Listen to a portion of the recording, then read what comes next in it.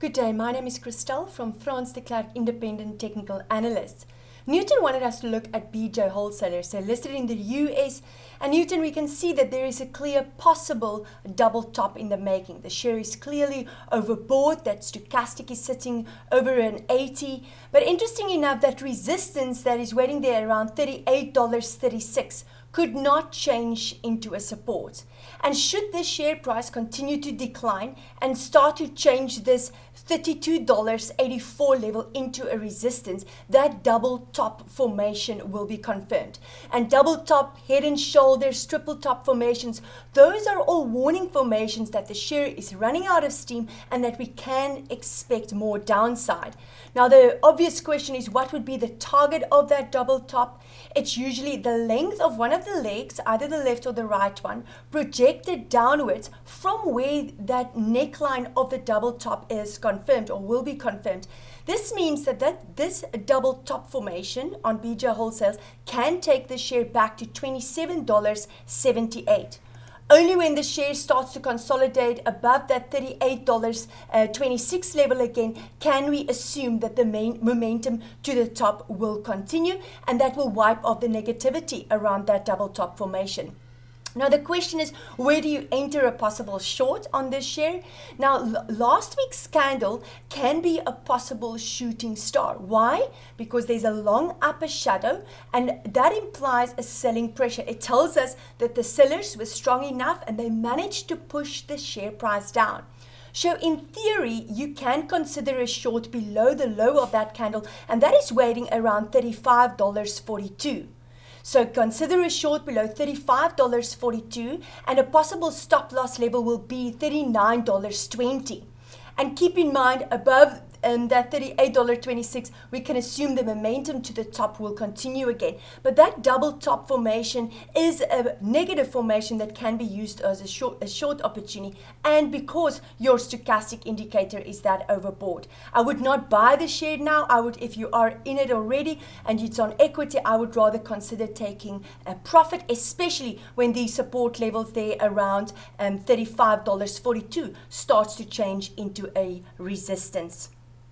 Ray wanted us to look at the gold price. And everybody knows, it hit the $1,800. It's above it, trading at $1,811 at the moment. And it's clearly overbought. But let's ignore that for a moment. Now, we've mentioned before that this bullish flag formation can act as a continuation pattern, meaning that the pullback in the instrument with the rally and a small pullback again, once that upper band changes into a support, it basically tells us that the bulls are in control, and that as long as they continue to accumulate this instrument, the momentum to the top can continue and escalate.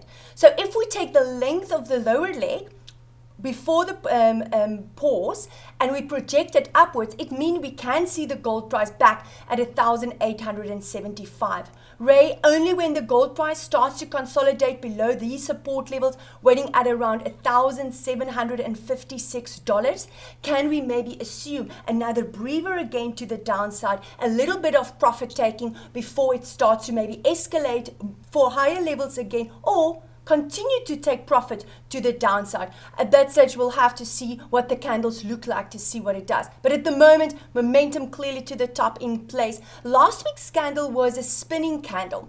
And why do I say that? Because the upper and the lower shadow is almost the same in length with a relatively small real body. And that tells us indecision. It tells us that the buyers and sellers weren't sure what they want to do with this gold price. But this week's candle clearly show optimism and that the bulls are in place. Would I consider a short at this stage? Definitely not. Would I buy it? No. Rather can wait for a pullback, wait for that stochastic or any indicator that highlights overbought and oversold levels. Wait for it to be oversold, wait for a positive divergence, some sort of turnaround candle that implies optimism, and then consider to accumulate it again. Skiza wanted us to look at Delta Properties, also listed on our local exchange, and many of the property shares have had higher lows confirmed, double bottoms and spikes in volumes. And Skiza, if I look at the delta prop graph, we can see that that resistance there around that 40-week moving average was tested almost in the week of the 15th of June, waiting there around 58 cents, but it could not change it into a support. And let me just zoom that out to make it a little bit better. So at the moment, and we can either use that real body, that shadow, or that real body. And if I count the touching points of the real body, I only have 2, but if I use the shadow, I have 3 and maybe even 4 touching points, so that's a stronger level waiting there around 60 cents. So at the moment we can see it's the one red candle after the other, the momentum to the bottom is clearly in place, but the critical level will be there around 26 cents to see what does the share do when it reaches those levels, because those are the same support levels it found there in March and the first week of April. So what will the share do when it reaches 26 cents?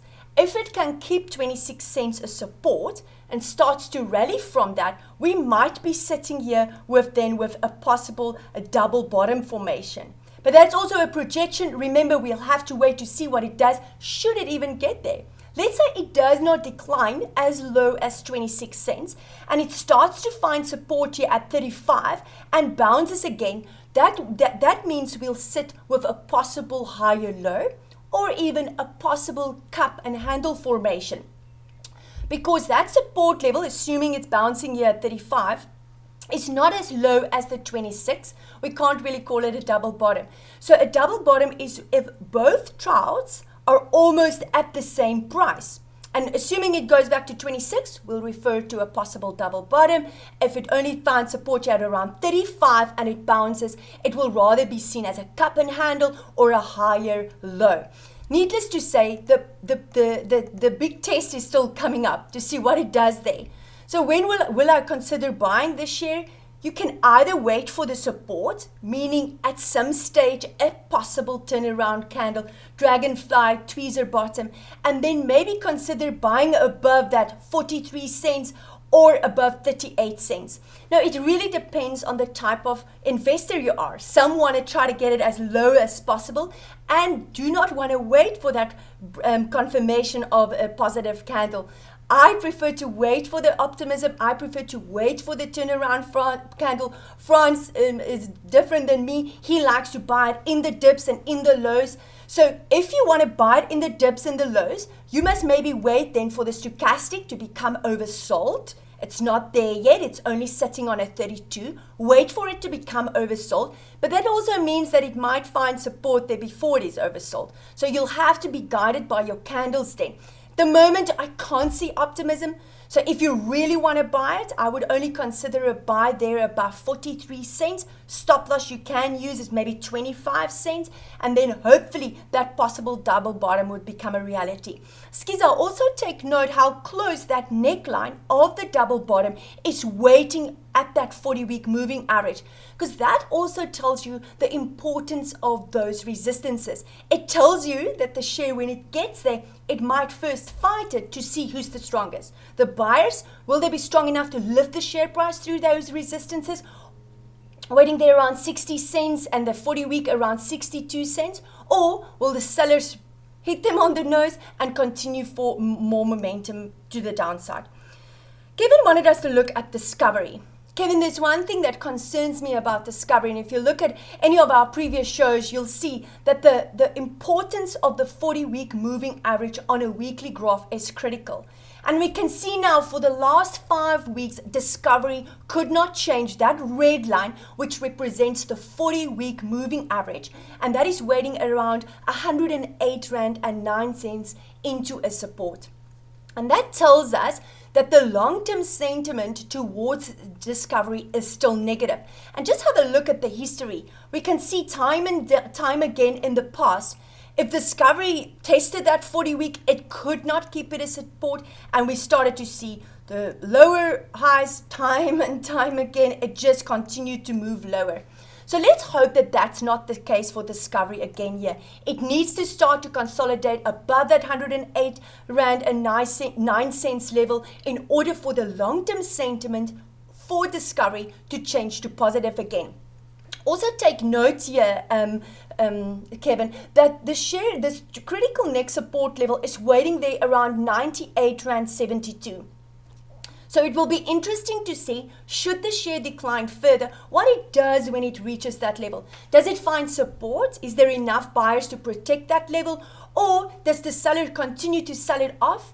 And below that 98.72 level, I would become nervous about Discovery, because then we start to see lower highs again. And that would be maybe an indication that if you are profit, to consider taking it.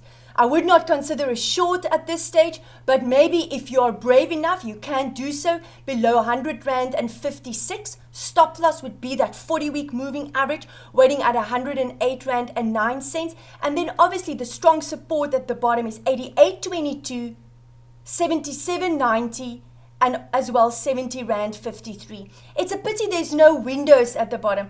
I always liked either to the upside or to the bottom. A window is a nice gap that one can aim for, because we know the rules around gaps are they always get close. But in Discovery's case, there is none at the moment. So use the support levels of the shadows or the real bodies of the candles to give you an indication of where you can possibly take take profit if you consider a short.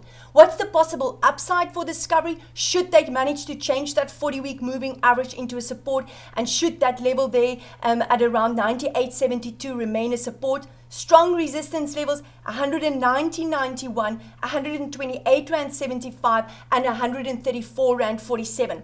Take note, the last time Discovery could change and keep its 40-week moving average a support for a couple of weeks was only back in August 2018. So it will be interesting to see if Discovery can do that this time around, about 2 years later.